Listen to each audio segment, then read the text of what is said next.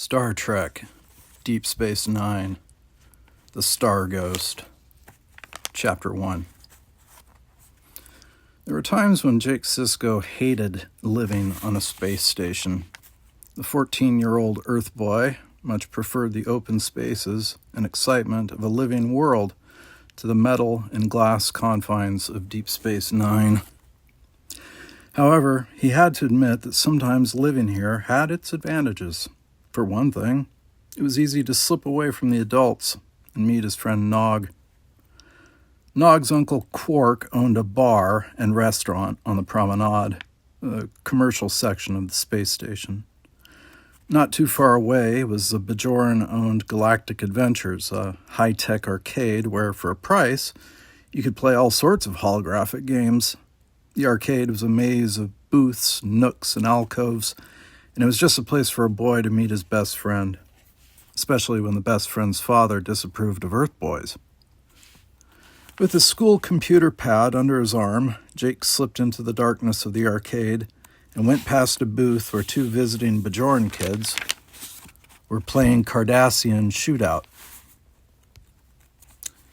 The two were in a simulated Bajoran land floater, and they were zipping through a battlefield of heavy Cardassian armored death tanks, zapping tank after tank as they yelled with excitement. Jake paused for a moment to watch. From outside the booth, the holographic effect was not as realistic as it was to the players inside, but it was still pretty convincing. He knew the two children were pretending to be Bajoran freedom fighters, hit-and-run daredevils who had struggled against the Cardassian overlords for years. Jake blinked as a death tank exploded with a vivid flash and roar, and then he went on. No one was playing the next game, Starfleet Commander, but someone was in a secluded corner just beyond playing Ferengi Trader. There, Jake found Nog, listening intently to a computer readout being spoken in a hissing, whisper-soft Ferengi language. "Hi," Jake said, sitting beside him. The bald, huge-eared Ferengi boy barely glanced at him. "Just a moment," he said. "Let's see.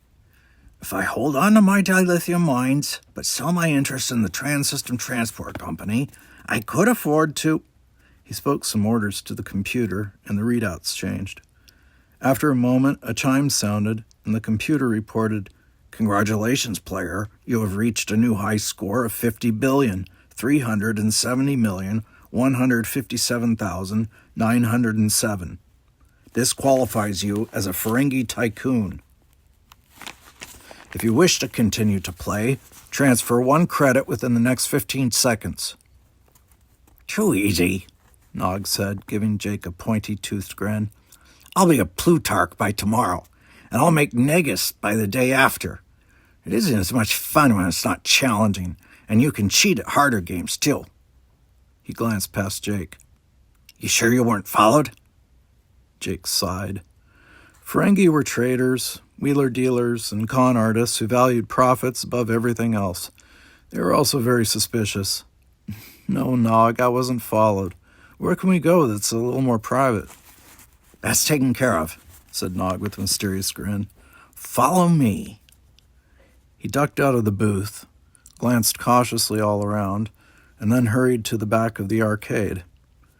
An automatic door whished open, and Jake followed his friend into a small room, bare except for a round table and a few chairs. "This used to be the snack room," Nog explained. "That is until my uncle tricked the owner into removing the food replicators. Now when players get hungry, they have to go next door to my uncle's place to eat." "That was pretty smart of Quark," Jake said. "Good business," replied Nog with another of his fierce grins.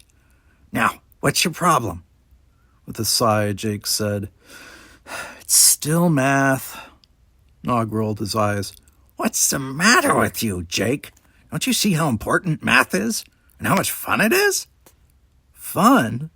Jake shook his head, put his school pad on the table, switched it on, and plugged in a data clip. "Algebra is about as much fun as stepping barefoot on a Klingon prickle mouse. And when we first took up geometry in class, I remember you didn't like it yourself." Nog looked sheepish. Well, I'll admit that I used to find it hard before Uncle Quark explained things to me.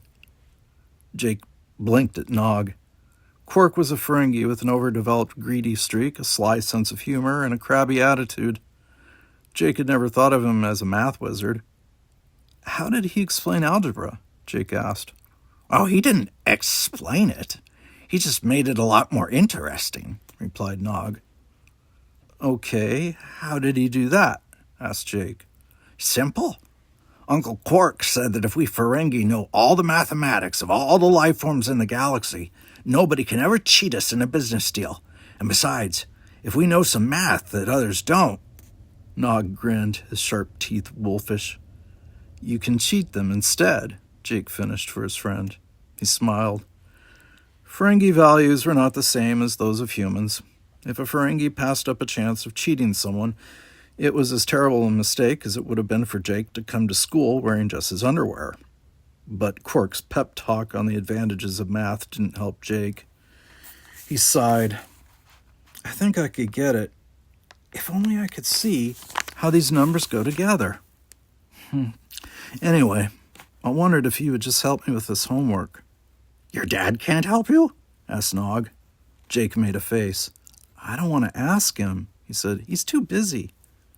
Jake's father, Starfleet Commander Benjamin Sisko, was in charge of Deep Space Nine. He had to keep peace among the dozens of different intelligent species on the station, guard the Bajoran wormhole that led to the far side of the galaxy, and do 100 other jobs. Right now, for example, he had to play host to a visiting crew of aggressive and unpleasant Cardassians. Although they had recently signed a peace treaty with the Federation, the Cardassians had once been Starfleet's bitter enemies. For half a century, they had exploited the whole Bajoran people. The Cardassians... That's my cat sneezing. The Cardassians had built Deep Space Nine as a base to supervise mining operations on Bajor, and they had all but ruined the Bajorans' homeworld. When the planet had been stripped of its minerals, the Cardassians had withdrawn, abandoning the space station. The Cardassians had reluctantly given up Deep Space Nine to the Bajorans and the Federation. Spitefully, they had almost wrecked the station before turning it over to the new owners. Now the Cardassians were supposed to be friendly with the Bajorans. Jake knew, though, that Cardassians still despised Bajorans and vice versa. A small Cardassian ship under the command of Golchak had docked at Deep Space Nine 4 days earlier. The lingering hatred between Cardassians and Bajorans had made the 4 days a tense time for Deep Space Nine and for its commander. Dad can't help me right now, Jake told Nog, so I want to ask you to explain these problems to me. Nog's gaze grew keen with interest. What's in it for me? He asked, his voice a little too casual. Jake couldn't help smiling. This was another way that Ferengi and humans were different. A Ferengi never did a favor without expecting to be repaid in some way, and it would do no good for Jake to remind his friend of the tutoring sessions they had held in the past when Jake had helped Nog learn to read. That was only human friendship, Nog would say. This is Ferengi business. Well, demanded Nog, what is it worth to you? Jake knew something about Ferengi bargaining traditions. Politely, he did not immediately name a price. What would you suggest? He asked, giving Nog the honor of setting a high value on his math tutoring. Nog thought for a moment. Jake got ready to bargain. Ferengi always wanted a profit, but they prided themselves on the give and take of haggling. The human boy knew that his friend would demand repayment that was just good enough for him to feel that he had made a smart deal.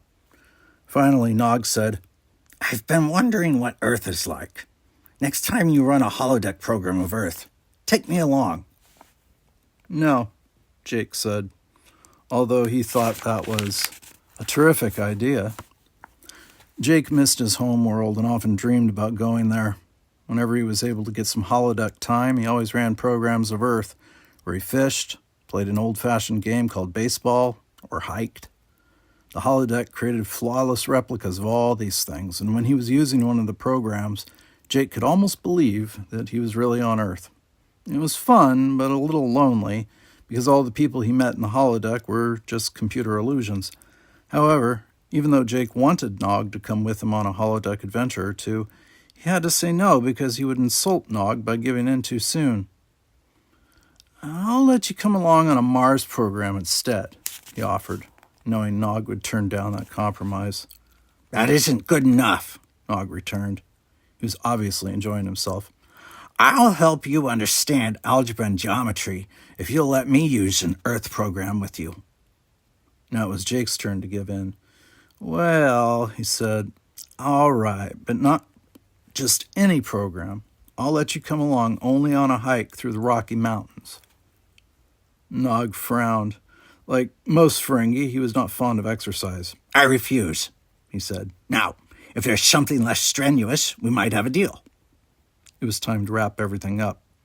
With an air of reluctance, Jake said, I suppose I could let you come along on a fishing trip. We wouldn't be exercising. We'd just be floating in a boat on a nice sunny day catching fish. Could I catch more fish than you? Jake considered this request. I don't know about that. 3 more, Nog insisted. 2, offered Jake. But mine will be larger, said Nog. Okay, Jake agreed. It's a deal. Nog laughed. Great, he said. Then, looking slightly puzzled, he said, just one thing. What are fish? I'll explain later, Jake told him. Let's do the math first. Nog pulled his seat closer so he could see the computer screen and said, all right, which problem are you on? Oh, that one. Now think, what are you trying to find? How far the wheel will roll if it revolves completely 255 times. Good. We'll call that X. Now remember your geometry. Nog leaned forward, and Jake did too. Slowly, as his friend explained the connections between the numbers, Jake began to understand. Finally, he said, oh, now I get it. What I should be doing is finding the circumference of the wheel. Then I multiply, right? Right, Nog said. Try that. Jake entered the formula and the numbers. The screen flashed a warm message to him. Yes, Jake, that's exactly right. Now try this one. Another problem came on the screen. With Nog's help, Jake worked his way through all 50 problems. The homework took more than an hour. And when at last Jake switched off his pad, he finally felt as if he had started to understand a little about math. Great, he said. Hey, why don't we get something to eat? I'm hungry. All right, Nog said, as long as we eat at Uncle Quark's. Is that a good idea? Won't Rom separate us? Asked Jake. Rom was Nog's father, and he usually sent Nog to his room if he caught the two friends together. He regarded Jake as a bad influence. That's all right, said Nog. My father's away on a purchasing run, and my uncle won't mind if people see us in public there, especially if you pay. All right, it's a deal, Jake said. But Nog insisted that they leave the arcade separately. Jake went first, strolling out into a crowded promenade. He entered Quark's place, and in the restaurant section, he was pleased to see his teacher, Keiko O'Brien, at a table with her daughter, Molly. Keiko was a human of Japanese background with kind brown eyes and black hair. She took her duties as schoolteacher seriously. Her daughter, Molly, was about 3 years old. Right now, Keiko was eating some rice and vegetable dish with chopsticks. Molly was air painting. Molly had a hollow disc on the table in front of her, and it sent up a clear column of light. When Molly swept her hands through it, the light changed colors to brilliant red or yellow or blue or any combination. Molly was making a three-dimensional painting of what Jake could not tell. It looked like a pumpkin balanced on a metal cylinder, but she was changing it as he watched. Hello, Jake, Keiko said, looking pleased to see him. Want to join us? Jake smiled at her. No, thanks. I'm waiting for Nog. I finished my math homework. Good for you, Keiko said with a laugh. I told you that you could understand it if you just kept trying. Beside her, Molly began to chatter away. She could be a talkative little girl, and she often had conversations with herself. Nog came in, and Jake waved to him. We'll sit over there, he said, choosing a table close to Keiko's. I don't think it would be good for Nog to sit with 3 humans at once. Keiko gave a wry smile. I know what you mean, she said. Nog joined him, and after a glance around, said hello to Keiko. He had attended her school for a while, but his father had taken him out.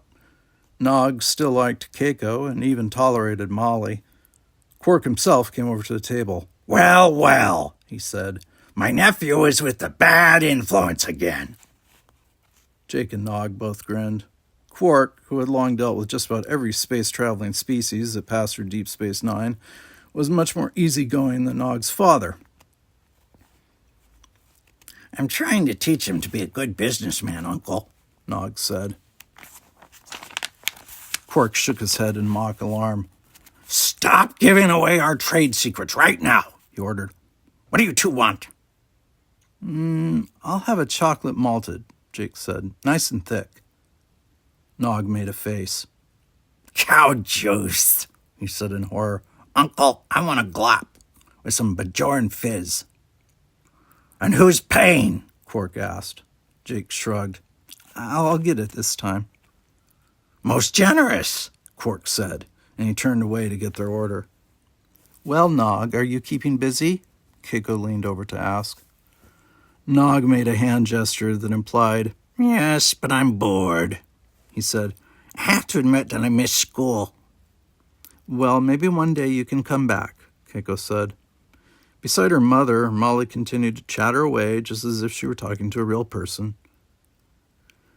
She said, These are your eyes, and this is your chin, and this is your tummy, and these are your funny hands. Nog frowned. Does she have to do that? He demanded. Keiko smiled at him. She's playing with her invisible friend. Lots of children have them. Didn't you when you were younger? Nog shook his head. No. Ferengi are concerned with the real universe. Oh, Draco is real. To Molly, said Keiko. She's been talking to him for several days now. Draco? Asked Jake. That's what she says his name is, Keiko said. He's very tall and thin, and he wears a silver robe with a hood, and his eyes burn like red fire. Nog leapt up from the table. No! He shouted. People at nearby tables looked up in surprise. In a concerned voice, Keiko asked, Nog, what is it? She sees a Ferengist, Nog said, staring around the room with wild eyes. An ancestral spirit.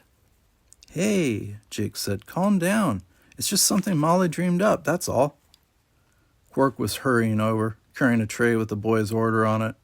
Nog, shaking, stared at the silver shape that Molly had finished sketching in the air above her holodesk. A spirit! He shrieked. Help! Don't let it come near me! And then he spun and ran. He collided with his uncle. Quark sat down hard on the floor. The tray sailed through the air, and the chocolate malted landed right on Quark's bald head. Nog paid no attention but dashed out into the promenade. In a moment, he was gone. With chocolate malted running down his face, Quark got to his feet, glaring at the mess. Someone's going to pay for this, he said, and I think it's going to be my nephew. What did he... Quark broke off, his eyes wide as he stared at Molly's air sketch.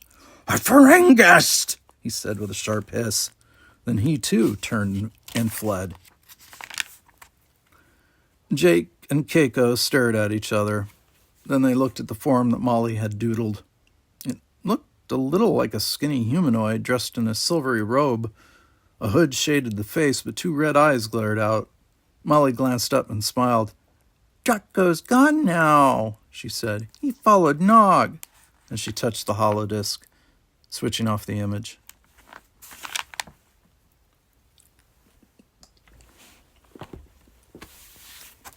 Chapter 2.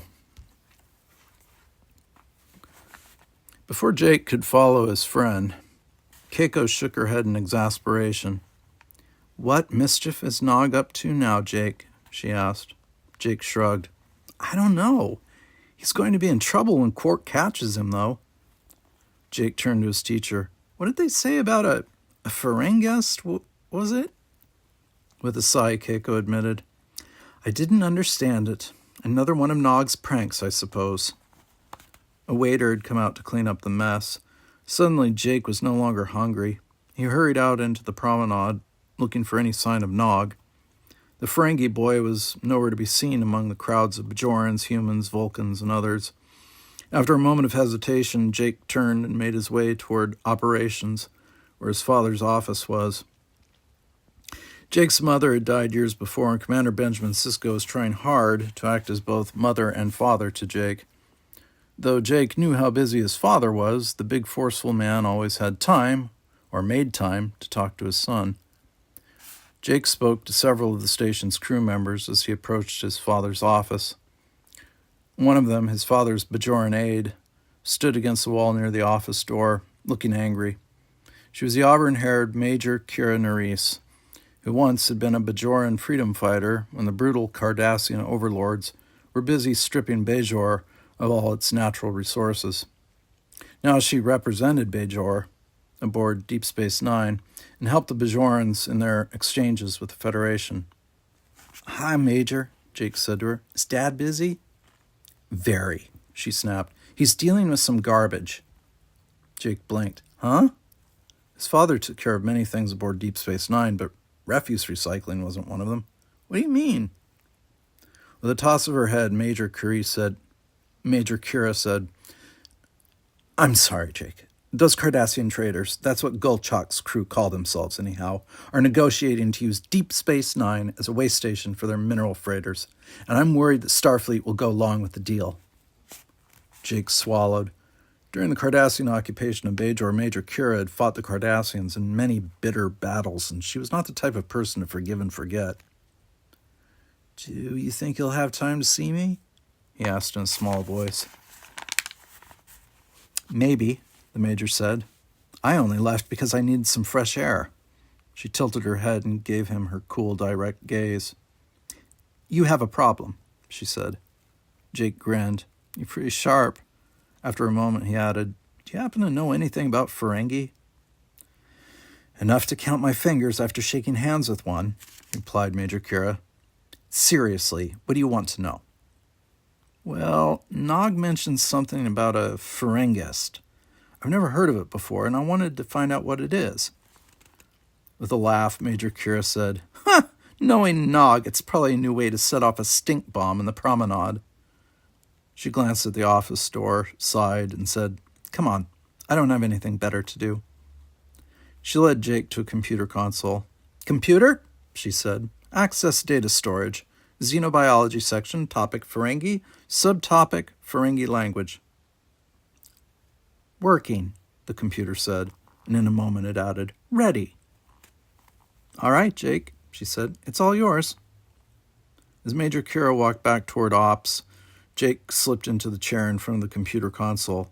"Computer," he said, "please identify Ferengi word Ferengist."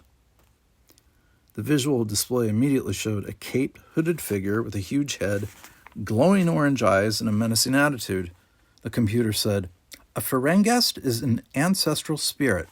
In Ferengi folklore, a Ferengist is a vengeful ghost that haunts its descendants when they violate Ferengi customs or ethics. An unfortunate clan, haunted by a Ferengist, has bad luck in all of its dealings. Its fortune dwindles and disappears. Other Ferengi shun and ridicule the haunted family until the Ferengist spirit is appeased by repentance and sacrifice. In extreme cases, clans may be utterly destroyed by the Ferengist." Despite himself, Jake could not help grinning. A Ferengist was some kind of ghost? He did not believe in ghosts, spooks, or spirits, and he was surprised to find that Nog did. With a critical eye, Jake looked at the image of the Ferengist. He had to admit that it looked a little like the childish figure that Molly had sketched, but only a little. The computer said, "An amplified discussion of Ferengi mystical beliefs and practices is available. Would you like to access that, or would you care for a list of related topics?" "No," Jake said, "that's all." He got out of the seat and went back toward his father's office. The door was open now, and Major Kira was nowhere in sight. Jake walked up to the door, saying, "Dad?" He paused just inside the doorway. His father was standing behind his desk, an ominous expression on his dark face.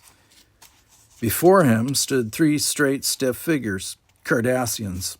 Their plated skins were flushed with emotion, and their heavy necks were stiff with anger and pride. No one noticed Jake. He sensed that an argument was going on. "We know our rights," one of the Cardassians was saying hotly. "We have signed a truce with the Federation, and our request for storage and docking facilities at Deep Space Nine is a reasonable, peaceful one. You cannot legally deny us." Sisko brought his hand down on the desk with a sharp report. "You haven't been listening, Golchok," he said, his tone deadly calm. "Deep Space Nine is not a Federation installation. It is a cooperative venture with the Bajorans. I have no authority to agree to anything without the joint approval of the Federation and the Bajoran government." "A government of slaves," responded the Cardassian. "You can't seriously pretend that these insignificant grazing animals have an equal voice with Starfleet." Sisko's dark eyes flashed. He held up a hand, cutting off the Cardassian in mid-rant. "Understand this," he snapped. "The Federation regards all sentient species as equals. I will not have you stand in my office and make racist remarks." Another Cardassian interrupted. "Your office. May I remind you that we Cardassians constructed this station? Some of us regard Starfleet as little more than a pack of thieves who stole this valuable installation from its rightful owners." With a visible effort, Sisko controlled his temper. "I assure you," he said coldly, "I am constantly aware that Cardassians designed and built this station. I am equally aware that your people left it in a state of, shall we say, marginal operational capacity. Despite your government's assurances that you would turn the station over to us in perfect condition, we occupied a stripped, disabled facility that—" "This is beside the point," the leader of the Cardassians objected. Sisko turned away. When he faced the Cardassians again, he had regained his composure. "You're right, Golchok. Very well. I will transmit your application for use of Deep Space Nine to both Starfleet and the Bajoran government.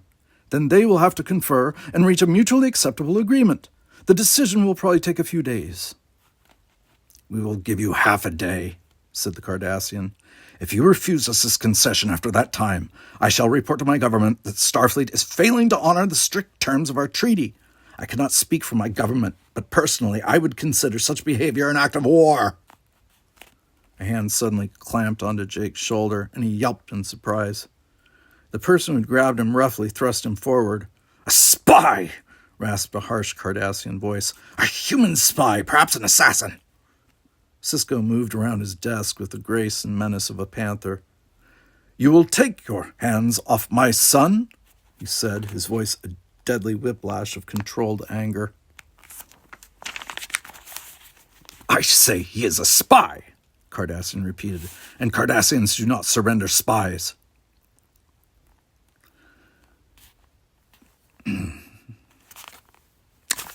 "I think it best," said a level voice, "if you do what the commander requests. Otherwise, I shall deal with you myself." The hand released Jake's shoulder. Sisko said, "Come here, son." Jake hurried to his father's side. The Cardassian who had seized him was standing straight, his expression wary. Behind him stood a huge, muscular man, Chief of Security Odo. Odo took a step back, and with a soft, squishy noise, his body melted, shimmered, and reformed into its normal size and shape. Odo, in reality, was much shorter and slighter than he had made himself appear. "Thank you, Odo," Sisko said. "Only my duty, Commander," responded the shapeshifter. "Shall I escort these gentlemen to our guest quarters?"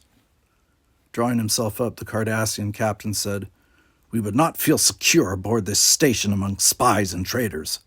There's an old Cardassian saying, Commander. A warrior sleeps but poorly in an enemy's tent. My crew and I will continue to sleep aboard our ship."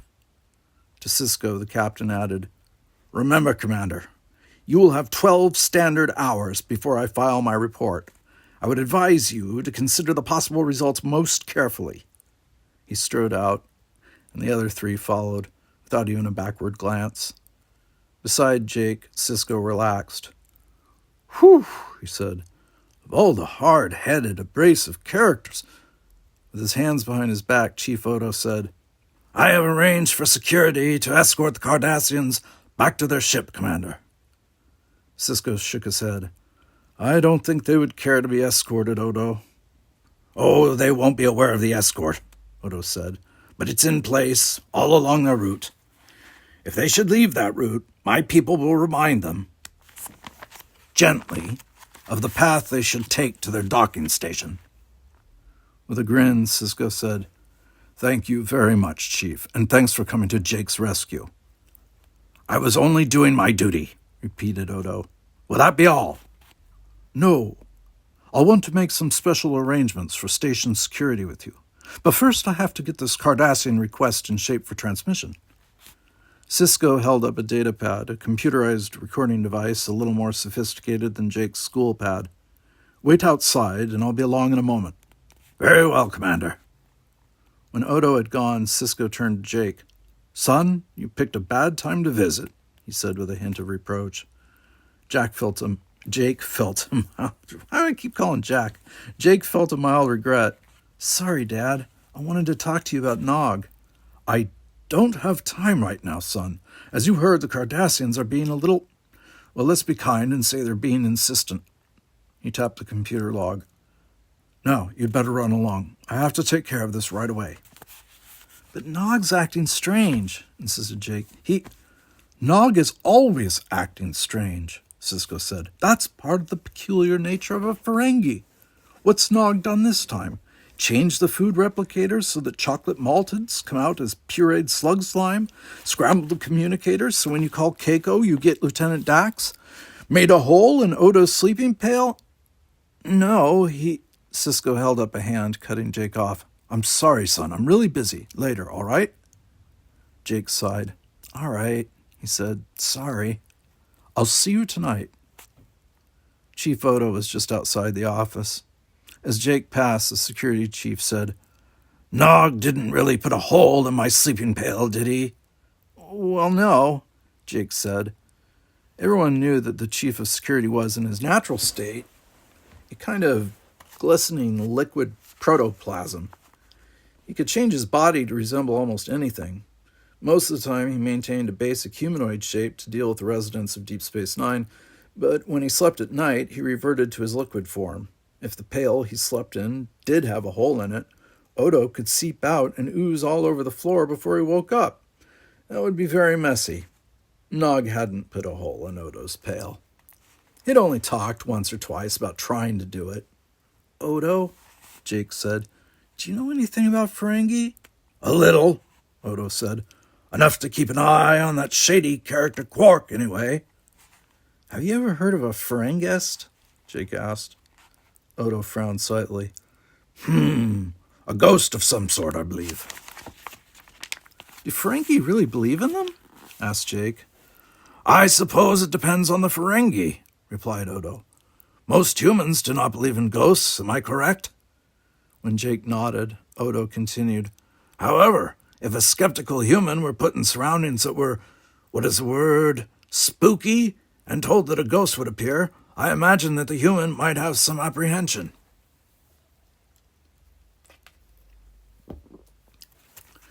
Jake nodded thoughtfully. He could see Odo's point about skeptics and ghosts. It would be easy, even for someone who did not believe in ghosts, to imagine all kinds of terrors. After all, nothing is more frightening to a person than his or her own imagination or nightmares. Jake said, "You mean that most Ferengi don't really believe in Ferengists, but they're still a little afraid of them anyway?" "Precisely," said Odo. "However, I would also point out that you might have a problem believing anything that Nog says." Jake felt a little embarrassed for his friend. Nobody seemed to believe Nog. Well, to tell the truth, maybe Nog did play too many pranks. Still, the Ferengi boy deserved at least a little consideration, and he had looked genuinely frightened. Well, no matter what anyone else thought, Jake decided, he would give Nog the benefit of the doubt. "Thanks, Odo," Jake said. "Not at all," Odo replied. He waited until Jake was almost to the floor, and then he said, "Oh, Mr. Sisko, one last thing." Jake turned. "Yes?" "Please give Nog a message for me. Tell him that if I should by chance seep out of my bed tonight, I will pay him a personal visit, and if he thinks that Ferengis are frightening, he will find the shape I intend to take memorable indeed."